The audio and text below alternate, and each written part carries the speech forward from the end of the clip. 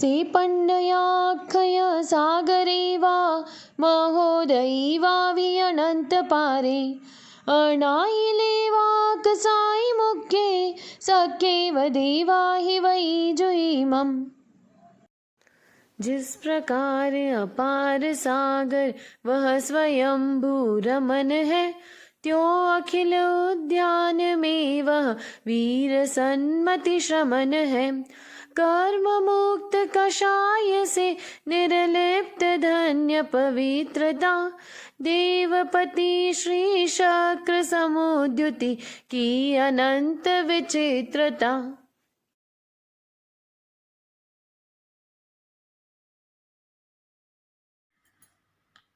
संसारे दावानलदाहनीरं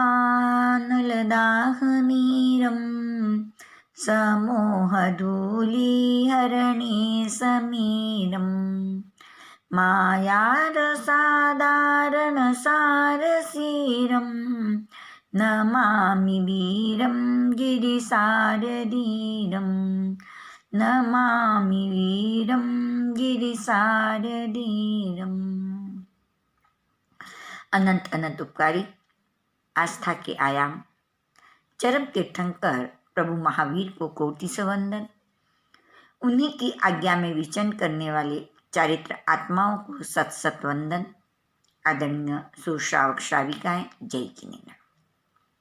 वीर स्तुति प्रभु महावीर के असाधारण अतिशय गुणों का गुण कीर्तन। प्रभु महावीर के प्रथम पटधर आर्य सुधर्मा स्वामी जम्बू स्वामी की जिज्ञासाओं का समाधान करते हुए प्रभु महावीर की प्रज्ञा अक्षय, अपार और निर्मलता से संपन्न थी। उस प्रज्ञा की चर्चा वीर स्तुति की 8वीं गाथा के माध्यम से पन्नया अक्षय सागरे वा महोदयी वावी अनंत पारे अनाइले वा अकसाई मुक्के सक्के वा देवा ही वही जुईम। शब्दार्थ, से पन्नया अक्षय सागरे वा, से यानी वे प्रभु महावीर, पन्ना यानी प्रज्ञा, अक्षय सागरे वा सागर के समान अक्षय थी। महोदयी वावी अनंत पारे, महोदयी यानी महान उदरी अर्थात समुद्र, महान समुद्र, स्वयंभू रमण समुद्र, वावी अनंत पारे के समान अनंत पार वाली अर्थात अपार प्रज्ञा थी। अनाइले वा अकसाई मुक्के, वह प्रज्ञा अनाइले निर्मल, अकसाई कसाय रहित, मुक्के राग द्वेष से मुक्त थी। सक्के व देवा ही वही जुईमम, सक्के यानी इंद्र, वा यानी समान, इंद्र के समान, देवा ही वही जैसे देवताओं के अधिपति, जुईमम विशेष ज्योतिर्मान थे। इस 8वीं गाथा की विवेचना कन्या सुबोधिनी भाग 3 के साभार आपके समक्ष हैं। अब हम प्रज्ञा के इस 8वीं गाथा की चर्चा के माध्यम से समझें। प्रभु महावीर अनुपम थे। संसार के किसी भी पदार्थ से उनकी उपमा नहीं दी जा सकती थी। संपूर्ण तुल्यात्मक संसार में कोई पदार्थ है ही नहीं। आगमकारों ने प्रज्ञा के स्वरूप को एक देशीय दृष्टांत के माध्यम से रखा। इस 8वीं गाथा में स्वयंभू रमण समुद्र की चर्चा की। स्वयंभू रमण समुद्र मध्य लोक का अंतिम समुद्र है। मध्य लोक में असंख्यात द्वीप समुद्र हैं। सबसे मध्य में 1,00,000 योजन वाला वृत्ताकार अर्थात थाली के आकार का जम्बूद्वीप है। उसके चारों ओर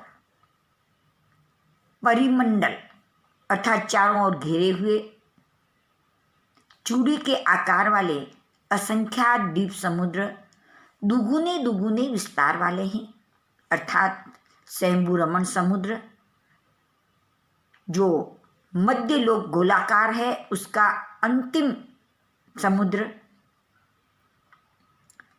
सबसे अधिक विस्तार वाला है। इसलिए स्वयंभू रमण समुद्र को सबसे अधिक विस्तृत विस्तार वाला अक्षय, इस समुद्र का कभी भी क्षय नहीं होगा, क्योंकि ये असंख्यात द्वीप समुद्र सब शाश्वत हैं, इसलिए इसका कभी क्षय नहीं होगा। अपार है, इसका कोई पार नहीं, इसको कोई पार नहीं कर सकता, ऐसा अपार है। और गहराई विशेष गहरा है और इसका जल निर्मल है, अर्थात मलिनता से रहित है। स्वयंभू रमण समुद्र अधिक विस्तृत, अक्षय, अपार, गहरा, निर्मल है। इसी प्रकार से इससे अनंत गुणा अधिक प्रभु महावीर की प्रज्ञा अपार, अधिक विस्तृत थी। प्रभु महावीर ने अपने छद्मस्त काल की साधना काल में 12.5 साल तक तप की आराधना, साधना आराधना करके घाती कर्मों का क्षय कर केवल ज्ञान, केवल दर्शन प्राप्त किया था। वही प्रभु महावीर की प्रज्ञा थी। उस केवल ज्ञान, केवल दर्शन रूपी प्रज्ञा से लोक में रहे हुए संपूर्ण द्रव्य, क्षेत्र, काल और भाव से उन पदार्थों को सामान्य और विशेष रूप से जानते और देखते थे। द्रव्य से लोक में रहे हुए धर्मास्तिकाएं आदि 6 द्रव्य, अलोक में आकाशास्तिकाएं और सभी पदार्थों को प्रभु महावीर हथेली में रखे हुए जलवत स्पष्ट जानते और देखते थे। क्षेत्र से लोक और अलोक का जितना भी क्षेत्र है उस सारे क्षेत्र को जानते थे। काल से प्रभु महावीर का केवल ज्ञान की आदि थी, क्योंकि छद्मस्त काल पूर्ण होकर जब केवल ज्ञान प्राप्त किया तो केवल ज्ञान की आदि थी। परंतु केवल ज्ञान आत्मा का निज गुण है, इसलिए वो अनंत काल तक आत्मा के साथ रहेगा, कभी भी इसका अंत नहीं आएगा। इसलिए केवल ज्ञान अनंत अपार है।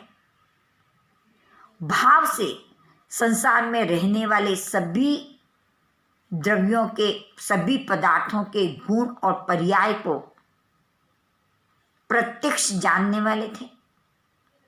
इसलिए प्रभु महावीर की प्रज्ञा अधिक विस्तृत, अपार, अनंत, अक्षय रूप प्रज्ञा थी। अनाइले यानी निर्मल थी। प्रभु महावीर ने ज्ञानावन्य कर्म का पूर्ण क्षय कर दिया था, दर्शनावन्य कर्म का पूर्ण क्षय कर लिया, से केवल ज्ञान, केवल दर्शन को प्राप्त कर लिया। उस प्रज्ञा में अंश मात्र भी मलिनता नहीं थी। अकसाई प्रभु महावीर की प्रज्ञा कसायों से रहित थी, क्योंकि प्रभु महावीर ने मोहनीय कर्म का भी पूर्ण क्षय कर लिया था। मोहनीय कर्म से ही क्रोध, मान, माया, लोभ रूप कसाय की उत्पत्ति होती है। प्रभु ने पूर्ण रूप से मोहनीय कर्म का क्षय कर लिया, इसलिए प्रज्ञा अकसाय रूप थी। मुक्के राग द्वेष से मुक्त थी, अर्थात वितराग अवस्था वाली थी। प्रभु महावीर ने अंतराय कर्म का भी पूर्ण रूप से क्षय कर लिया था।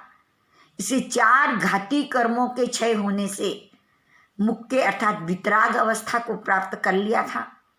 इसलिए प्रभु महावीर की प्रज्ञा वितराग अवस्था वाली, केवल ज्ञान, केवल दर्शन युक्त थी। कहीं पर मुक्के के स्थान पर भिक्षु शब्द भी आया है। प्रभु महावीर 4 घाती कर्म का क्षय करने पर, संपूर्ण ज्ञान दर्शन प्राप्त करने पर भी, अनंत लब्धियों के धनी होने पर भी अपनी लब्धियों का उपयोग नहीं करते थे और भिक्षा से जीवन चलाते थे, इसलिए वे भिक्षु कहलाते थे। प्रभु महावीर की प्रज्ञा निर्मल थी, कसाय रहित थी, राग द्वेष से मुक्त थी, भिक्षु के रूप में भिक्षा से जीवन चलाने वाले थे। प्रभु महावीर को देवताओं के अधिपति इंद्र के समान विशेष ज्योतिर्मान कहा है। देवताओं के अधिपति इंद्र विशेष रिद्धि आदि के और ज्योतिर्मय होते हैं। प्रभु महावीर उन देवताओं के इंद्र के भी इंद्र थे, अर्थात तीनों लोक के त्रिलोकी नाथ थे। और प्रभु महावीर के बताए हुए मार्ग में जो साधना करने वाले थे, उन साधना के ज्योतिर्मय प्रकाश देने वाले थे। ऐसे प्रभु महावीर की प्रज्ञा और प्रभु महावीर सर्वोत्कृष्ट थे। प्रत्यक्ष रूप में जानकर हमें उस प्रज्ञा का बोध दिया, प्रज्ञा की बोधि कराई, रूपी अरूपी पदार्थों के स्वरूप को समझाया और हमारे भीतर रहने वाले अनंत ज्ञान, अनंत दर्शन को जागृत करने के लिए एक संबल दिया। हम इस 8वीं गाथा के चिंतन से हम प्रज्ञा के स्वरूप को समझते हुए अपनी प्रज्ञा को जागृत करें। इन्हीं मंगलमय भावनाओं के साथ